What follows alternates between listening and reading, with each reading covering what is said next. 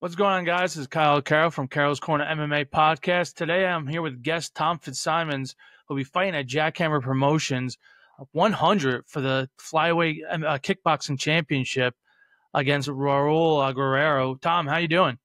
Doing good, man. Thank you for having me on. Absolutely. Now, tell us a little bit about yourself. For those who don't know, you're 4-2 as an amateur MMA fighter, 2-0 as a kickboxer. Tell us a little bit about how you got into combat sports. Yeah, so I first got into combat sports. Started off doing jiu-jitsu when I was a little kid. Me and my siblings. My dad just wanted to put us into martial arts just so we could kind of defend ourselves. We were pretty wound-up kids.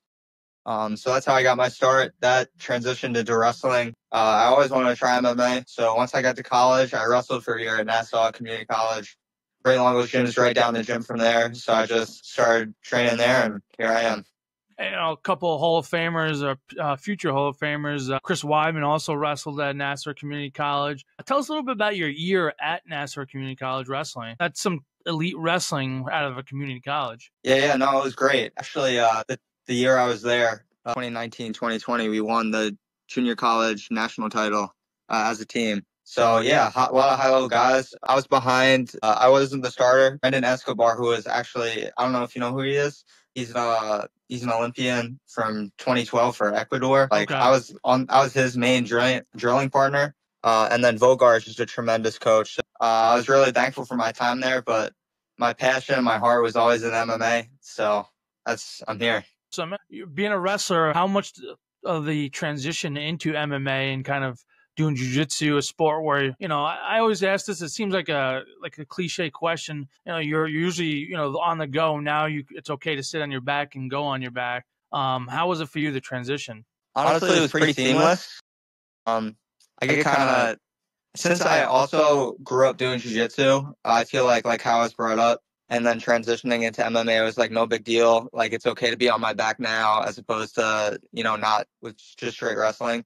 And I mean, transitioning completely to MMA, I feel like my style of wrestling completely integrated perfectly when I started MMA. I picked everything up so much easier. And also just too, especially it's helping me out now while I'm still an amateur, but I've had hundreds of wrestling matches growing up, and just being used to competing and being under those lights and high stakes matches, definitely has helped me now. Awesome. And you're at Longo MMA. Tell us a little bit about who's going to be in your corner for this championship kickboxing fight at Jackhammer Promotions 100.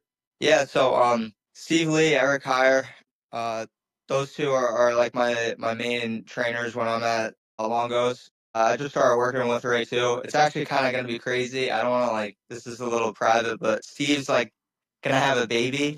It's due the day of my fight. So I don't know if he's going to be there or not. It's kind of a crazy life situation.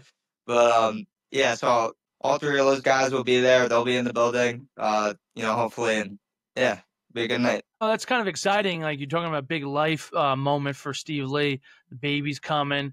That's got to bring a little bit more joy almost to the camp, right? Like a little more smiles, knowing something so wonderful like that, someone bringing the child into the world. It's got to bring a little joy into the camp, right?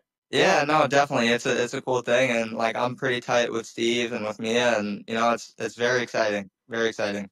That's awesome. So, what's your thought going into this? Obviously, it's not an MMA match; it's a kickboxing match. Do you still get nerves walking in? This is going to be your 8th fight, or 9th fight, excuse me, total. What's the feelings going into the cage? Yeah, honestly, I'm a pretty good competitor. I'm pretty good at kind of canceling out all the emotions and the nerves and everything. I go in there, a task at hand. I go in there to fight, give it my all. I genuinely love doing it. That's also what I think is a big X factor compared to me and other guys. It's I literally live for fight night. Nothing. I always tell this to my friends. So the best times of my life is fight week when I have no other distractions, no other responsibilities. It's just I gotta make weight and I gotta fight a dude on Saturday or whatever. Now it's a Thursday night, but so I genuinely love it, So it's more so excitement, and this is what I've had issues with in the past too. It's either I get too calm or I get almost a little too crazy in there, I'm still trying to figure out that right balance of being a cerebral killer, But yeah, that's it. Now, is sports psychology something that's brought into the gym for the maybe not so much for the amateurs, just because it's a high expense, but for the elite fighters that come out of that gym? You guys have Marab, Aljamain that comes out of there. We know Chris Weidman's a former champion from there. Is that something that's brought into the realm of things to help train? Definitely, like I have open conversations with Ray, with Steve, with Hire, and just with other guys I look up to that are also fighters, and just being open and talking to them about how I feel and how they usually deal with things. And, like I like being a straight shooter, like especially too, like I've had two losses on my record.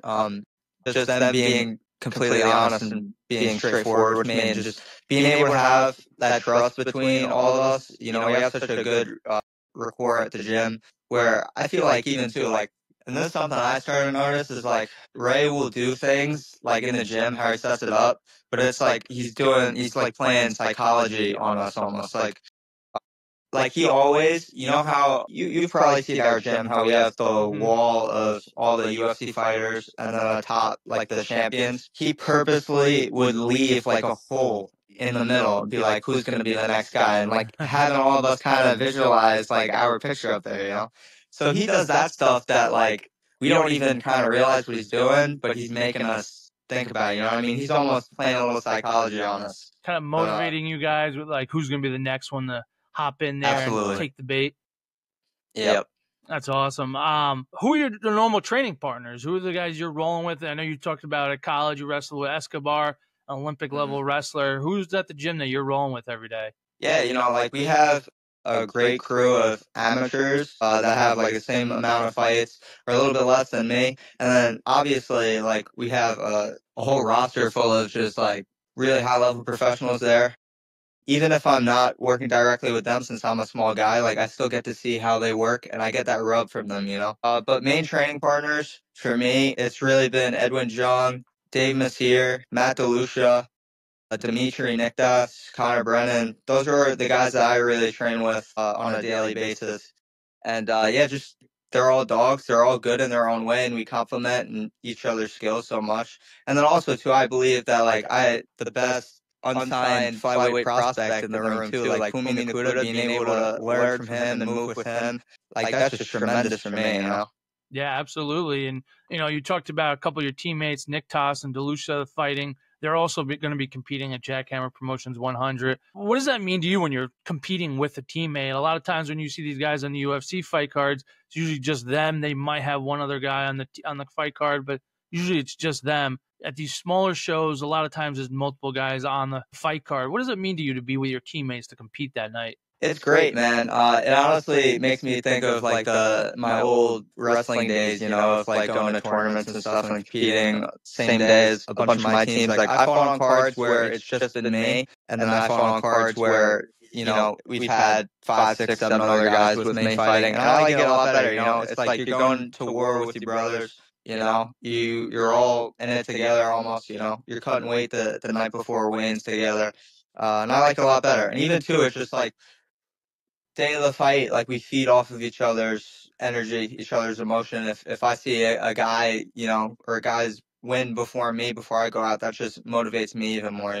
Absolutely. And you mentioned the 2 fights that you lost to Ramo and Pelletier. Those 2 guys, both amateur MMA. One was a submission and one was a unanimous decision. What did you learn from those fights? And then do you want to run those back and get those wins back? Yeah, first off, I absolutely want to get those wins back.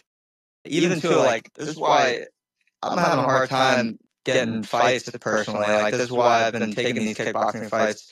I've been trying to get MMA fights, but it's hard for a guy to say yes to me. But even in those losses, it's like, I was doing so good. I was, especially in the Peltier fight, I was winning. I just make one mistake and, that's the fight and that's MMA. And especially with my fight with Ramo, it's like, I almost knocked him out in the first exchange of the fight, And then he kept taking me down. I trusted my jiu-jitsu a little bit too much. Like, honestly, on the floor, it was 50-50. We kept reversing each other. He's another high-level wrestler. But he'd end every round on top, and that's what I think got him that knot that night. But all of those fights, it's not like I'm going in there and I'm getting completely outclassed. It's like all those fights were completely winnable, and it's just minor mistakes that I obviously have learned from that's going to carry me forward.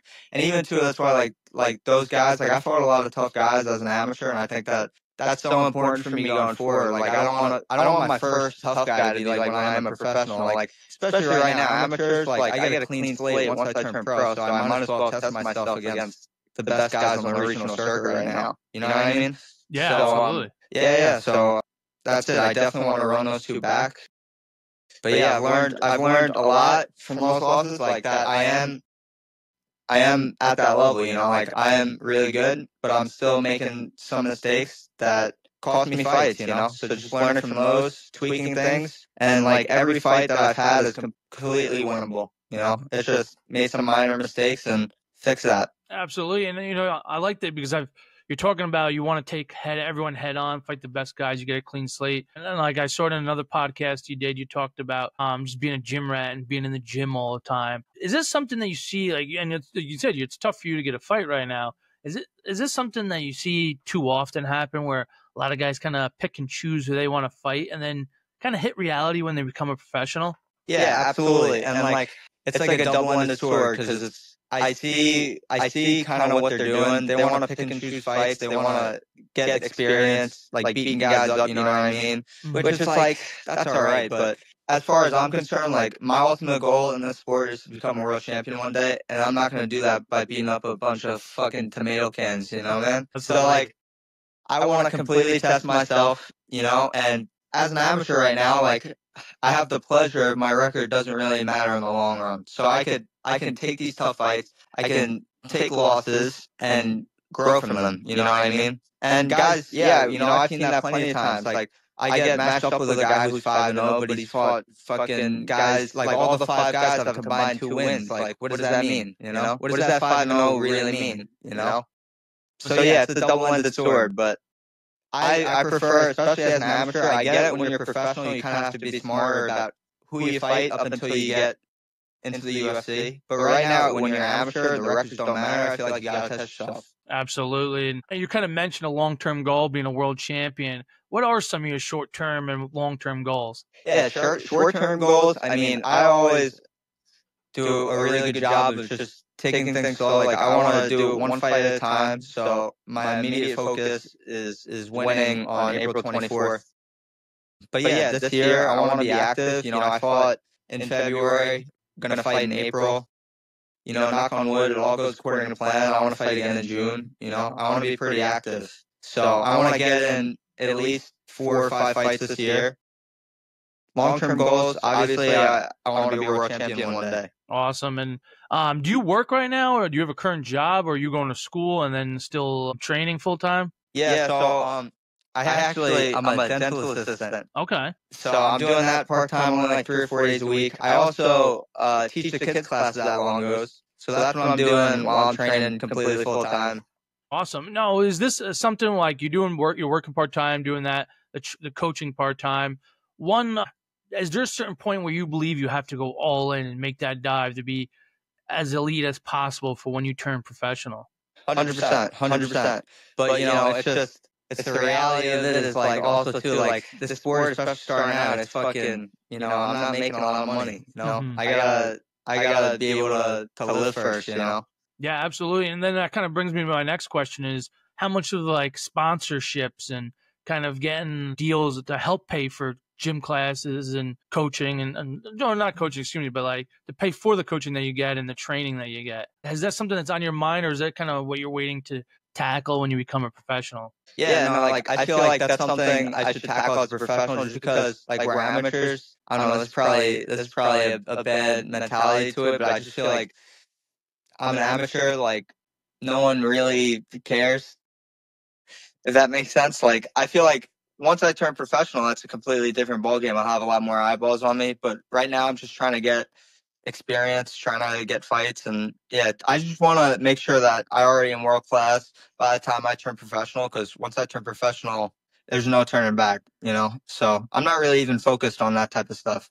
Gotcha. Understood. Which honestly, I probably should be more focused on it, you know? But it's just, it is what it is. Oh, you're starting right here, right? You're doing podcasts and talking to media and stuff. I think that's definitely a huge part of it. Now, talking about coaching, how much helping and doing the kids classes have helped you as an athlete and a fighter? Oh, honestly, it's helped tremendously. Like I have a great time going there and coaching the kids, and also too, it just helps me kind of refine the basics, you know, Mm-hmm. because I feel like that's the next level of understanding is being able to explain it to other people, you know, and I'm explaining it to kids, you know.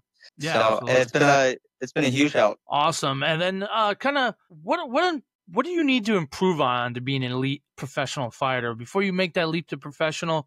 Well, what do you believe you have to get to become as a fighter? Like, where do you need to improve to be an elite fighter? I just think I need a little bit more time under the lights, you know. I just feel like experience is huge in the sport, and I'm healthy, so I'm just gonna try to keep racking it up. You know, I want a few more fights before I turn professional. You know, I want to have 10 plus fights, which I know some guys don't do that. They just get to 5 MMA fights and then they jump right into pro. But I feel like the long run, it's gonna help me so much. Absolutely. And then what's one thing about you that nobody knows but you want to share with everyone?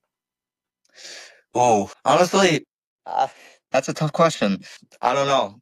That's a tough question. It could be anything. It doesn't have to be MMA or kickboxing related or combat sports related. It could be anything within your life.